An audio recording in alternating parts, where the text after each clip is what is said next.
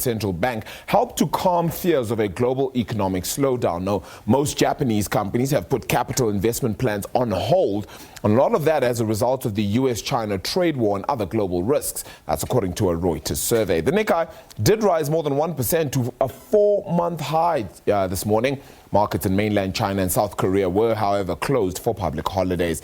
The Nikkei closed at 21,988 points, while the Hang Seng also managed a 0.9% uptick today, moving up to 27,324 points. Let's quickly check in on the United States now, where Wall Street stocks advanced on Thursday and the S&P 500 closed just within striking distance of its all-time high.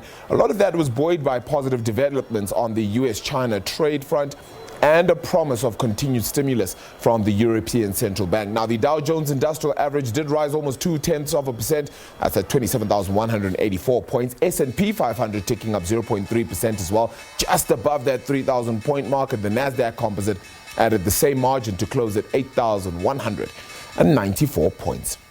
Quick look at how the markets are faring out in Europe then as well. So it has been quite an interesting one. The market itself has certainly turned positive as things fared quite differently of late, and how it certainly moved along is duly because of how the market has traded out in Europe, and of course the trade developments when it comes to China and the United States. Hopefully we'll get it up now as well and really get to unpack just how the markets are faring. Bit of a mixed bag here when you take a look at the FTSE going down out in London. Of course, quite a few issues happening out in that part of the world. Let's remember as well that the LSE, that's the London Stock Exchange, has come under some scrutiny of late as well, considering that the Hong Kong Exchange has looked to buy the London Stock Exchange for at least between 37 and 39 billion US dollars there. So that's become an interesting development, really. The rest of the European market, or major European markets, have certainly looked quite good today. However,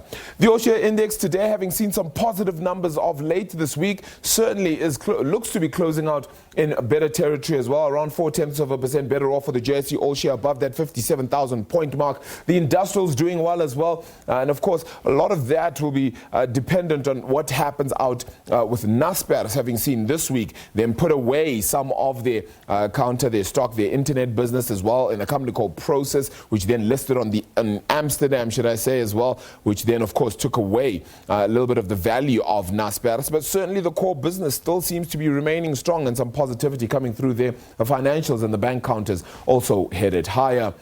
On the resource share front as well, it hasn't necessarily been all too rosy. However, the resource counter is up. But gold stocks have certainly suffered today, and not seeing the kind of hope that they perhaps would have loved to have seen of late. Of course, yesterday we saw mining data come down, and that means that you also, if you turn your attention to the commodities, you also see that those have certainly not been too good of late. But gold just staying above that 1,500 mark today, which is, of course, a positive sentiment for that counter. 953 then for platinum, which is doing a little bit better today. And a slight dip then in that oil price at $60.27 a barrel. And in your local currency, this has been a strong September for the local currency. It's 4% better off at present, 14.52 against the US dollar, at 18.08 against that pound, and 16.10. Will it surpass 18 Rand at some point and perhaps go below anytime this month? Will certainly be a little bit more dependent as well on how things fare when it comes to Brexit and just the state of South Africa's economy as well. On to some market news, however, some equity news that is. Old Mutual will not back down from its dispute with dismissed CEO Peter Moyo. Now, this comes as the chairperson, that's Trevor Manuel, unpacked the company's side of the story in Sandton today. Now, the insurer has confirmed that it has sent a letter to Moyo's attorneys saying that it would not seek further court intervention on the firing of the CEO. Now, Moyo turned up for work on Monday morning following his second victory in court to his termination as CEO. He was, however, prevented from resuming his duties. Now, the saga does continue, with Old Mutual being granted leave to appeal the ruling by Judge Mashile on the first dismissal of Moyo. Let's get into that market picture now. Warwick Lucas from Galileo Capital joins us in studio here at Auckland Park. Warwick, thank you so much for joining us. Appreciate it again then. A whole lot to talk about. A whole lot has happened this week. If we just stick to today, we also still then have a mouthful, I suppose, right? The China-US trade war, that seems to be coming to some sort of fruitful impasse, if you want to call it that. There certainly seems to be concessions made. Does it bring you a sense of positivity that things may come to an end sometime soon? Well, I think it certainly looks more hopeful. I mean, each side made some encouraging moves there that took a bit of the heat off. I think it's been made clear to both sides that their trade war is certainly impacting an area outside of just their two economies, that it is impacting on global sentiment to some degree. So I am feeling a little bit more positive, and I think it's also been brought home to Trump to perhaps scale it down a little bit. I mean, some of his supporters not so keen on that trade war either, and I think that realization filtering through there. Yeah. I make note of it a little bit earlier on. Hong Kong looking to buy the London Stock Exchange. An unprecedented move, surely, and a move that is audacious at best. Does it go through? Do you think there's any chance of it happening? Well, the London Stock Exchange has probably been subject to a bid probably once at least every 2 years since it's listed in 2000. So it's an old campaigner on being a target. I mean, most recent developments were that the London Stock Exchange was going to merge with Refinitiv, which was the old Reuters. The market received that very positively. And one of the conditions of the Hong Kong Stock Exchange's bid is that get reversed. Now, getting that reversed may very well not appeal to existing holders. And of course, there's a high degree of uncertainty. Regulators might not like this, the idea of control going into political hands that are not represented by democratic government. And then there was also a factor that, in fact, the London Stock Exchange's clearinghouses settle most of the United States interest rate swaps as well. So US regulators could weigh in there as well. So this deal is potentially very messy, and I think that LSE shareholders are going to say, right, bird in the hand versus two in the bush. They're probably going to say higher price, but no thanks. Yeah, so this may fall flat or somewhat dead in the water, I suspect so. To a large extent. Look, there's been a whole host of news as well. Just China's economy has certainly seemed to have been a bit of a mixed bag as well. They came out with trade numbers, trade deficit numbers there. With China's, or rather should I say the US's imports of Chinese goods has gone up 9.4% in the month of July.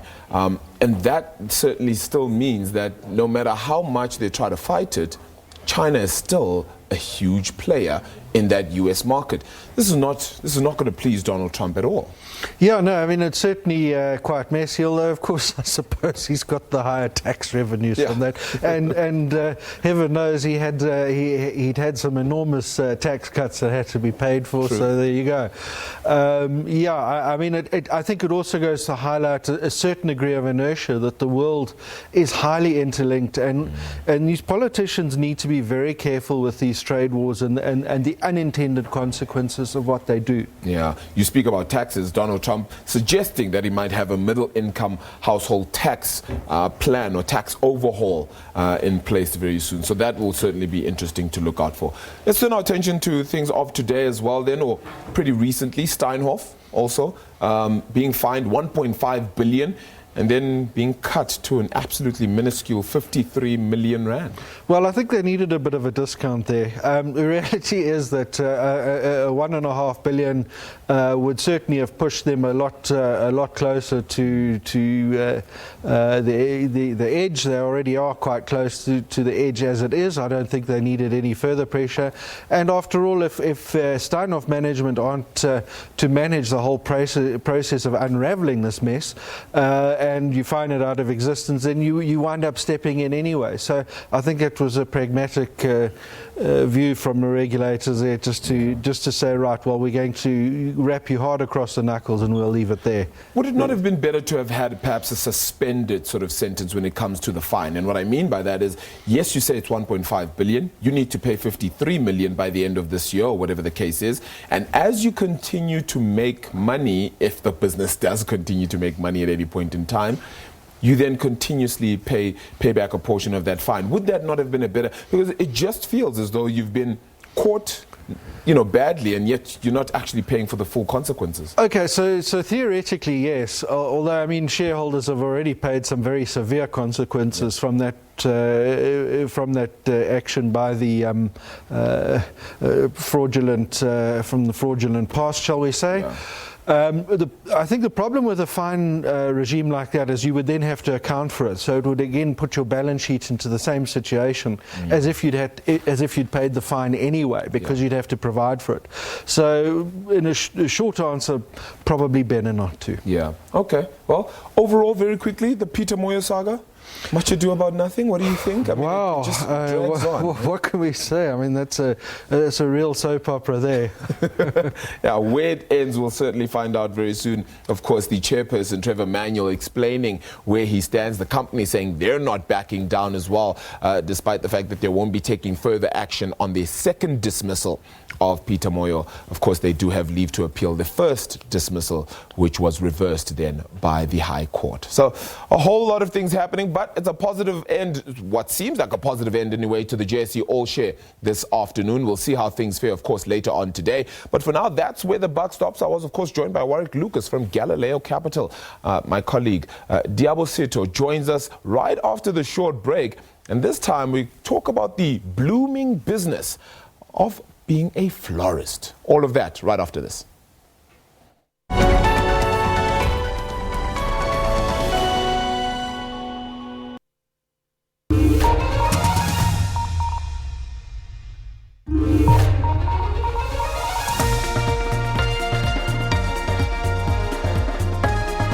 Collector